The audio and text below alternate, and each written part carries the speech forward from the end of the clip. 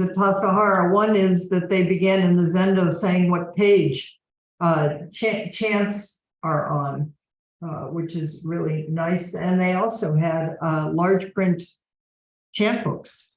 So people have been talking about that here for a while too. So I think we may try to do some of that. Announcements, June 24th. I'm leading the Everyday Zen Sitting at Green Gulch Farm. Great opportunity to practice. I mean, you could go anytime. There's a monthly sitting Everyday Zen, but it's fun that I'm leading and we can be there together. And you could be at Green Gulch and you could also come online. So, but you need to register through the Everyday Zen website. And I think there are scholarships available. You could say you practice with me if finances are a concern.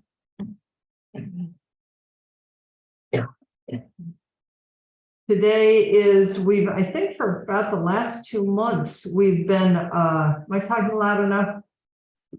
Subhana, am I talking loud enough? Cool. We've been doing engaged Buddhism, focusing on engaged Buddhism. We're going to close that focus of study, although there's no closing it, and it's forever today. So we focused on and brought forward racism and climate crisis and socioeconomic injustice and gender issues of gender. And we've just touched each thing. We could spend our whole lives.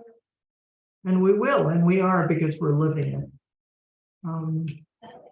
So I want to turn to the closing of that for today and just say that what we're going to be doing next, for the next month or so, is Dogen's Tenzo Kyokan, which is instructions for the Zen cook, and how to cook your life from the Zen kitchen to enlightenment. The commentary by Uchiyama Roshi will be our source text. We'll send that out because I found that there's something called Test Best, I think, which is online that has a lot of the sutras and everything that you can just download. So the entire text is there. So I'll send that out to you, and I'm looking forward to that. And I think we'll have fun. We've been talking for a while about maybe doing a time when we could cook together and eat together, and so we'll be serious, but not too serious.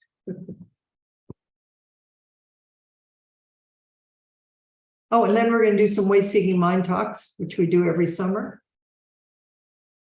And then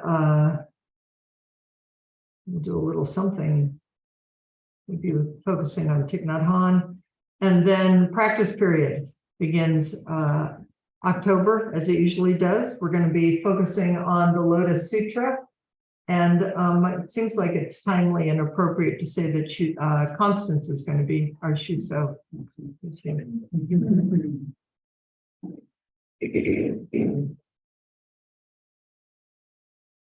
So engaged Buddhism, the root, the ground of our study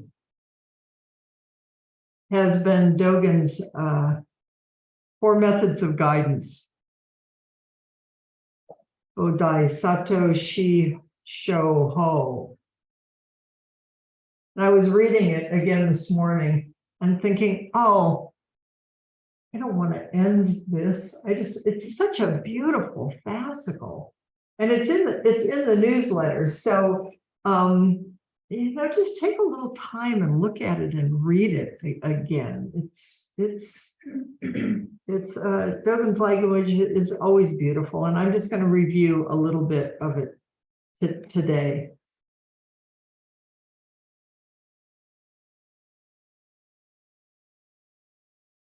And I'm mostly going to use the translation from Kaz Tanahashi and Lou Richmond, although I'm also going to call on, I think it's Dale Wright's translation. Let me make sure I get that right. because in the newsletter, there are 4 different translations. Oh, it's Tom Wright. The Bodhisattva's 4 methods of guidance. Giving, kind speech, beneficial action, and identity action. All you need to remember the rest of your life. Identity action points most towards, in Thich Nhat Hanh's language, the ultimate dimension, or we could say the dimension of emptiness or interconnection, radical interconnection.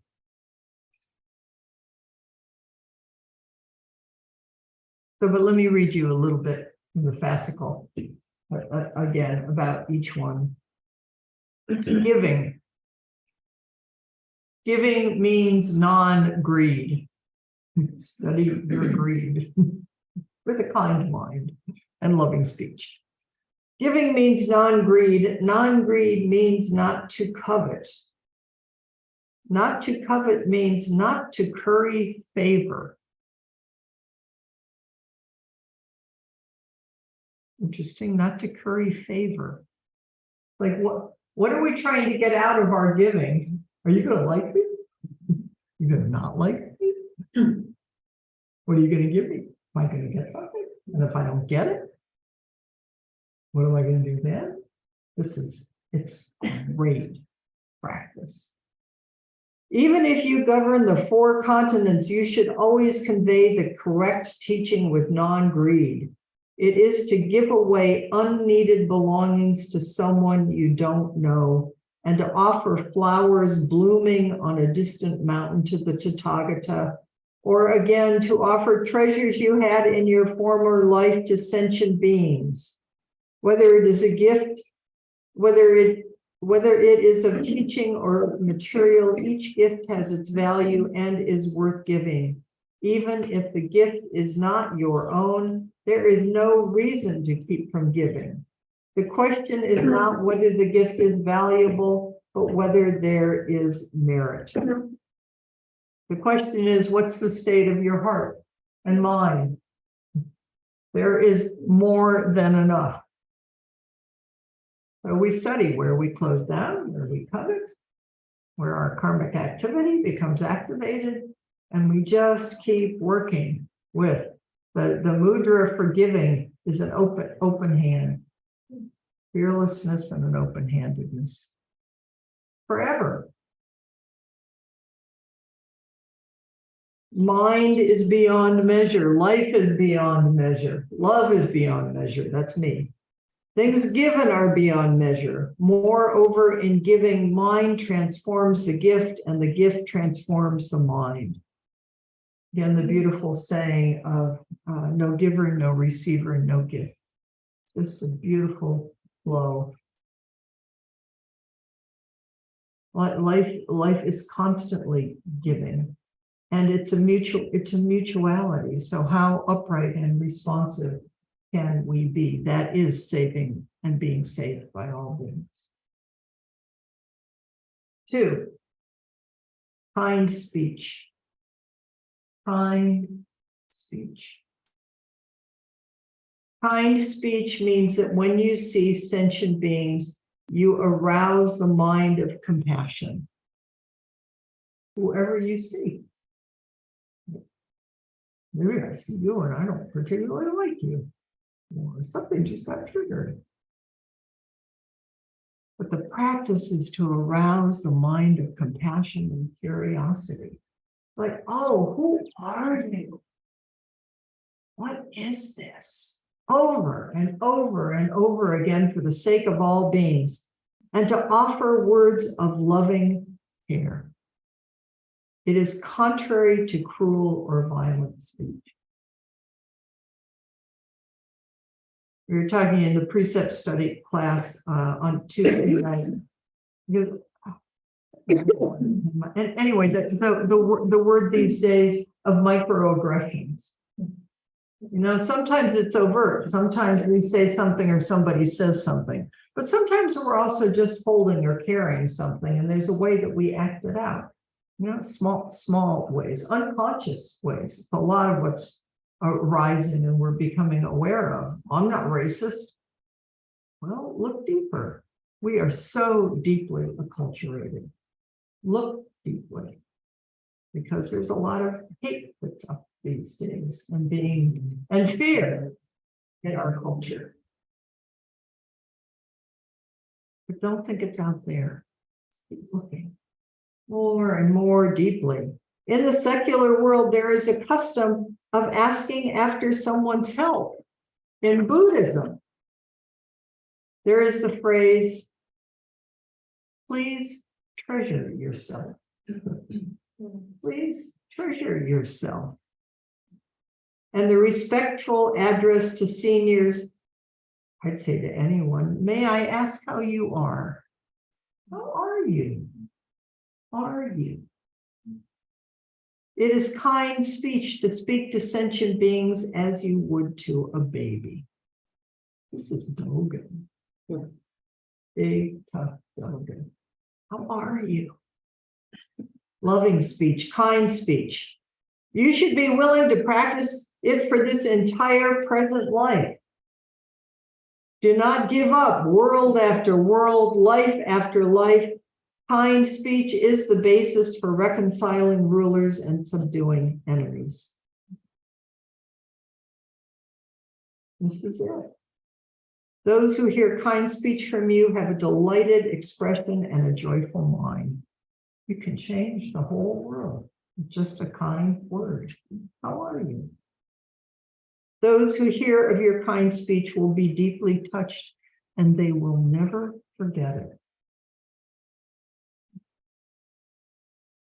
You should know that kind speech arises from kind mind, and kind speech from the seed of compassionate mind. We're going to come back to compassionate mind. You should ponder the fact that kind speech is not just praising the merit of others. It has the power to turn the destiny of a nation.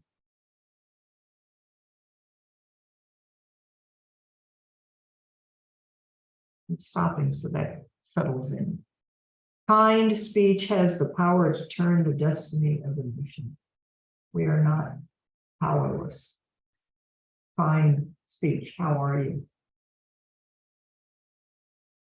3, beneficial action is skillfully to benefit all classes of sentient beings, that is, to care about their distant and near future and to help them by using skillful means. All classes of sentient beings, not the ones you like, not the ones that look like you, not the ones that are easy, not even just the human. This might have something to do with the climate crisis and how we can take care of the environment and each other. In ancient times, someone helped a caged tortoise. Another took care of an injured sparrow. They did not expect a reward. They were moved to do so only for the sake of beneficial action, just to be of help. Thus, you should benefit friend and enemy equally. Why we practice, why we sit, why we help each other. Easy to do with a friend. It's not easy to do with somebody who triggers us. Oh, Buddha, please help me. You should benefit self and others alike. If you have this mind, even beneficial action for the sake of grasses, trees, wind, and water is spontaneous and unremitting.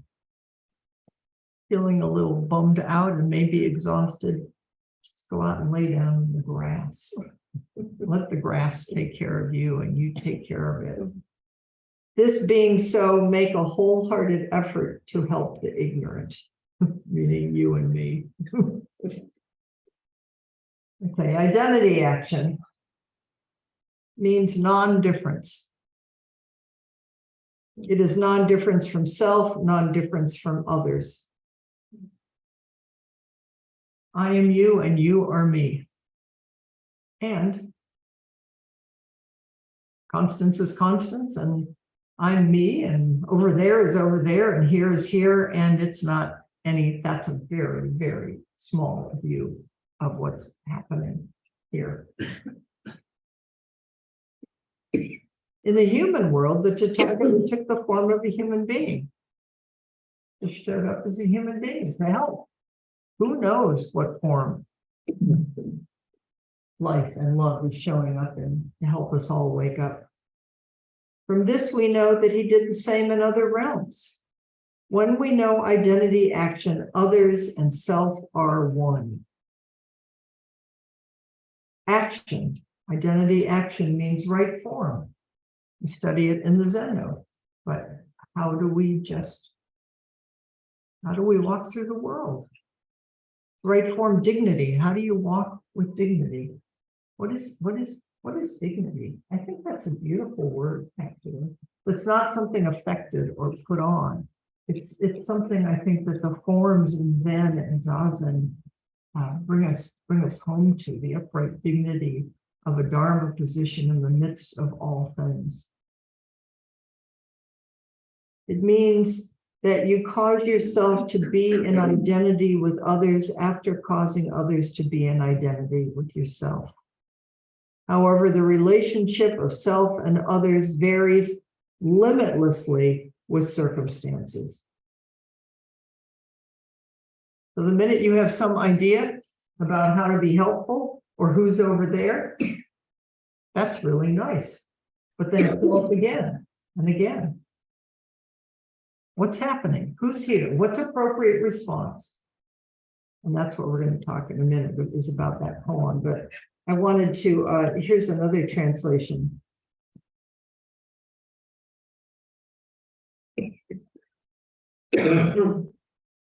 Identity action refers to acting in correspondence without any difference. Identity of action never adversely affects oneself, nor does any action run counter to the best interests of others. It's like the pure precepts. I love the third one, is always act with others in mind. It's such a good counterbalance to, I'll speak for myself, how self-centered I am. I mean, we all are. We all have a self. Well, what is it to act with others always in mind? Wow. A human being as a Tathagata is saying that a Tathagata, a Buddha, a Bodhisattva identifies with every human being. In the same way that Tathagata identifies with the human world, there is the identification with other worlds. The grass and the trees and the birds and the worms. And the shit. And the things we like, and the things we don't like. When we understand identity of action, there is no difference between self and others. There is no self or other. Big time practice, guys.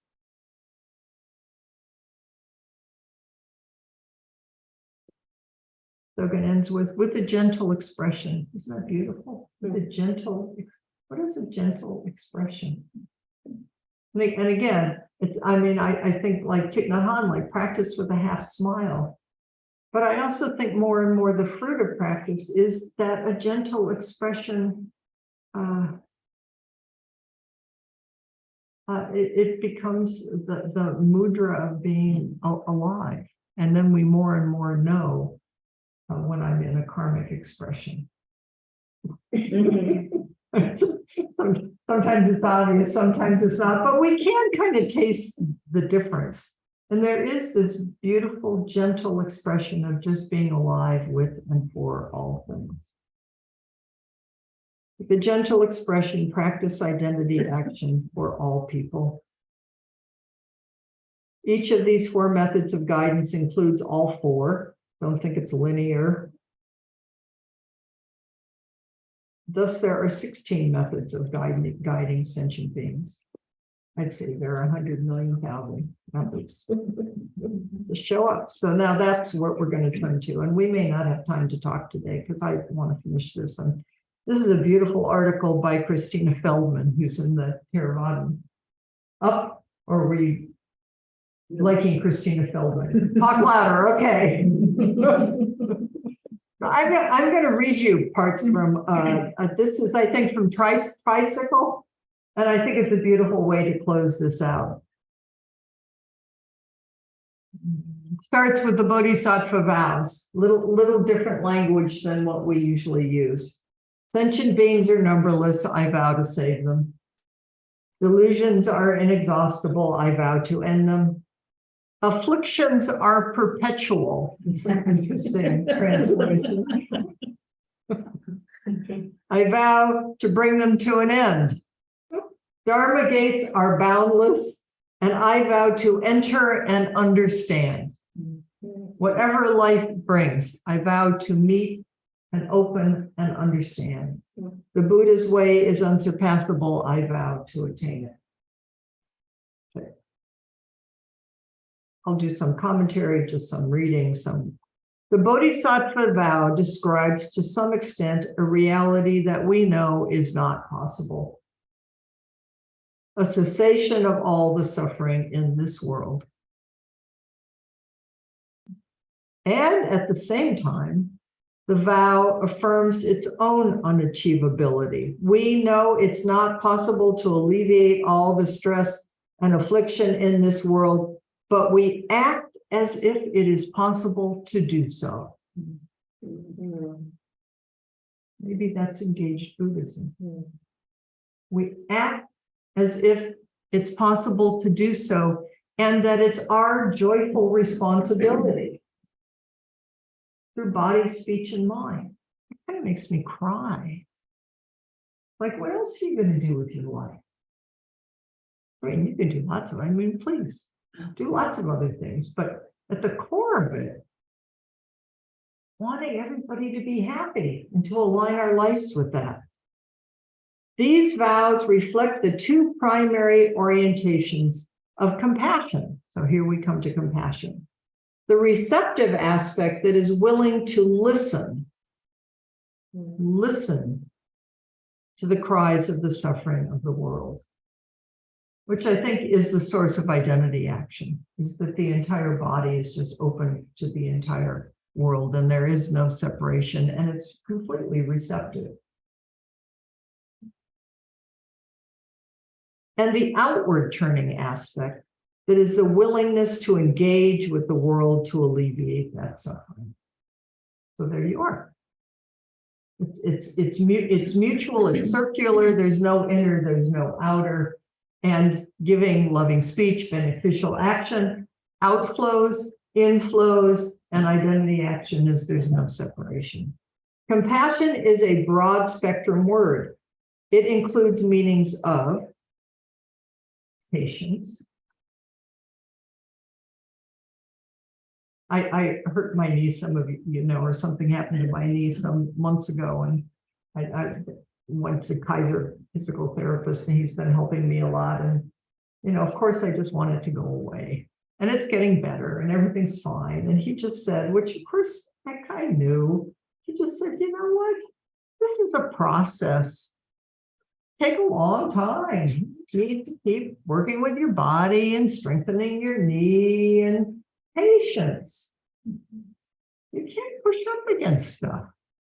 And then he told me about his knee, and it's just like, and I just like kind of going because I look at all these people who have injured their bodies, and it reminds me not to take my body for granted. And I looked at somebody the other day, and I was out to dinner and saw someone who looked like was born with a disability, and I was watching her effort to walk from the parking lot into the restaurant. And I don't think I ever, I understand this much, but I thought, wow, what an amazing thing to get up every morning in a human body. And the only way we know it is through patience and turning towards our own infirmities and afflictions and confusions. And this is it. We got these bodies and these lives. Let's not skip it. Patience, forbearance, tolerance, resilience, empathy, courage, and dedication. The Pali word for compassion is actually two words. Anukampa karuna. I know more karuna, maybe you do too. But anukapa literally means, and I've read this before, and I love this. I'm so glad to come back to this.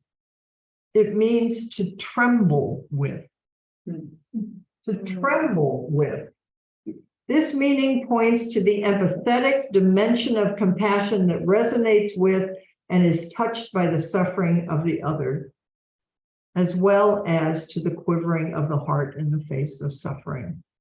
I think that's so beautiful, that we sit and we become strong and we become upright and our vow deepens. And we actually, it's not a quivering like it's just an alive resonating with everything. That's alive. That's what everything's doing. Like that's what you see when you see the wind touch the tree leaves or a blossom fall or a bird. Everything is quivering, trembling, loving everything else. It's really different than, and we all have those places. Study them for the sake of all beings. The other and perhaps the more familiar karuna derives from the Sanskrit word meaning to do or to make, or in one version, to turn outward. Karuna captures the dimension of compassion that responds to the situation and seeks to alleviate suffering through action. Okay, I'm quivering, here I am, I'm feeling it. What's the appropriate response? There's a dynamic relationship between these two aspects of compassion, because our engagement in the world must be attuned to the situation, which requires us to be present and to listen deeply. There's a Suzuki Roshi story about how, I'm not going to get it exactly right, but his master, his teacher asked him to serve tea. He had a guest, and Suzuki Roshi, something like he somehow he didn't get it right. And he was reprimanded. He says his teacher was a really tough person. He didn't get it right.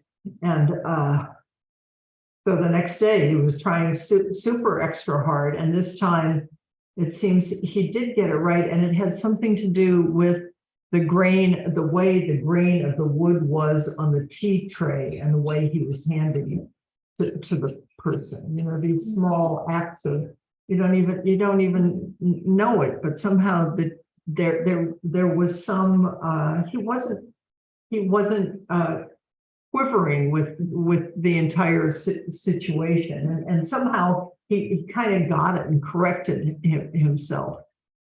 And then the next day he tried doing the same thing that he had done the day before, but got reprimanded again because the situation had changed and the person was sitting in a different place in the room. And you can't rely on what you got right is going to be the appropriate response in this moment. It means showing up over and over and over again. How are you? How can I be of help? What's needed here? There's a story in the Zen tradition. A student asked the Zen master Yunman, what is the goal of a lifetime of practice? What are we really doing here? That's a big question we can ask of our own practice. And the answer that comes back is an appropriate response. The goal of a lifetime of practice, slightly different translations of that, but it's always, what's the appropriate response? An appropriate response. What if our practice is all about developing our capacity to respond more appropriately to the whole spectrum of human experience? And these two Pali words, anakampa, karuna, with their different meanings, point to the way that we can attune ourselves to respond more compassionately through deep listening to people, situations, the currents in our society, as well as to our own embodied hearts and minds. Naturally, this deep listening includes the suffering that immediately affects others and everything around us, but we must also listen to the cries of our own heart and mind. There's no self and other. Don't leave this self out. Some of us are really good at taking care of other people, but we don't necessarily.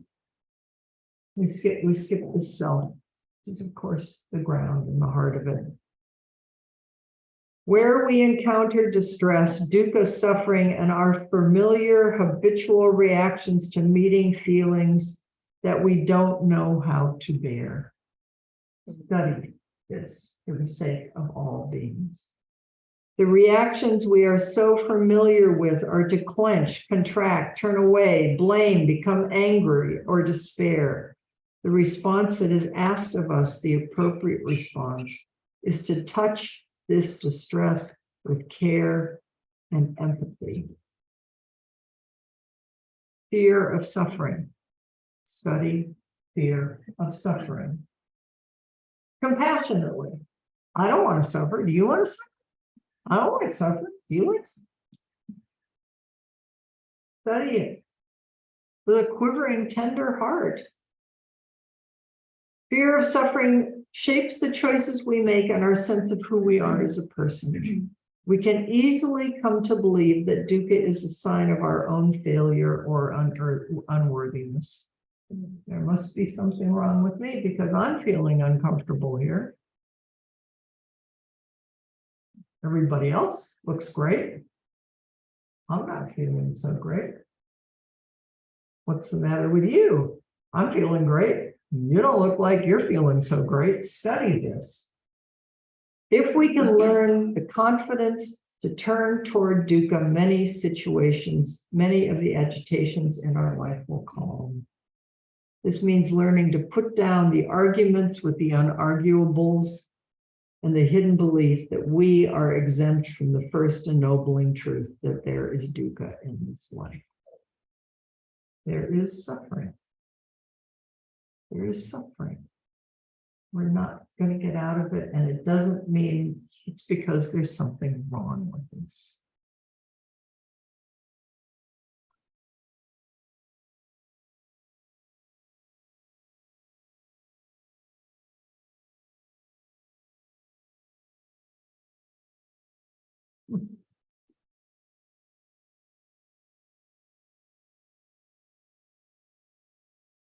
Just keep showing up. Listen deeply. Bear witness. Be with the suffering. In our time, Kuan Yin's 100,000 hands and arms might look like Black Lives Matter. Keep fossil fuels in the ground. Gay Pride Month.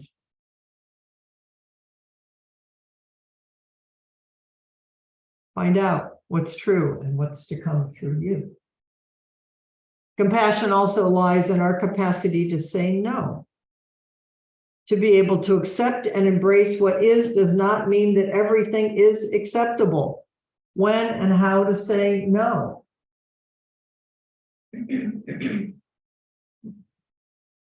But can we do it?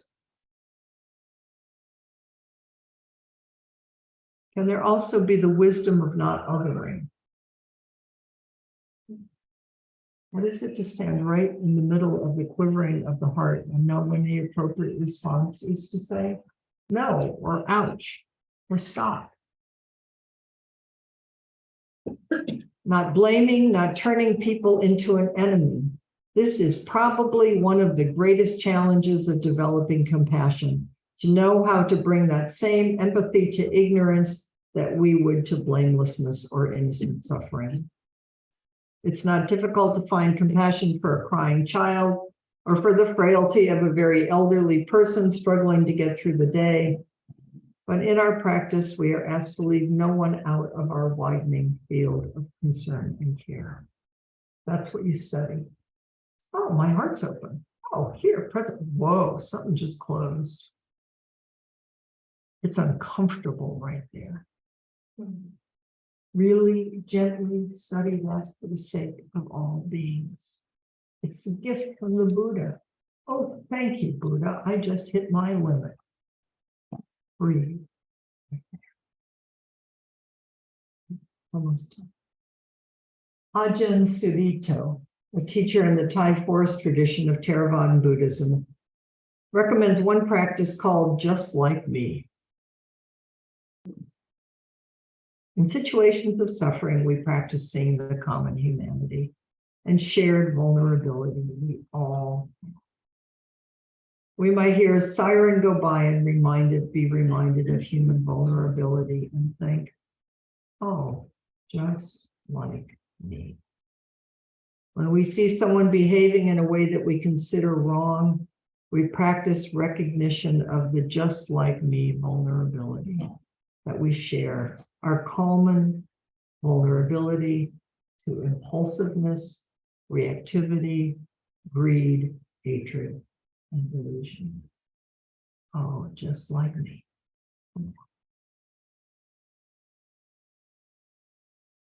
It is not about what we feel or what we can actually accomplish.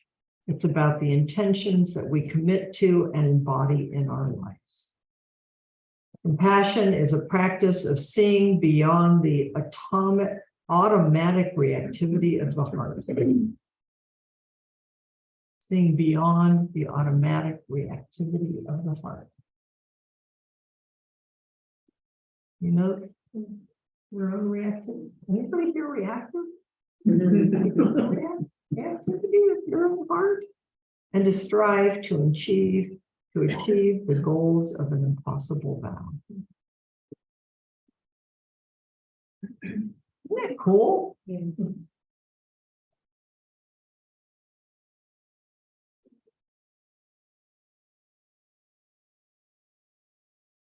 I've said this before, and what an amazing thing to have a practice that has no end and that will be forever. Lifetimes after lifetimes. And if you're paying attention, you'll never get bored. And then if you get bored, then you'll just practice with being bored. But there's no end to quivering with a lie.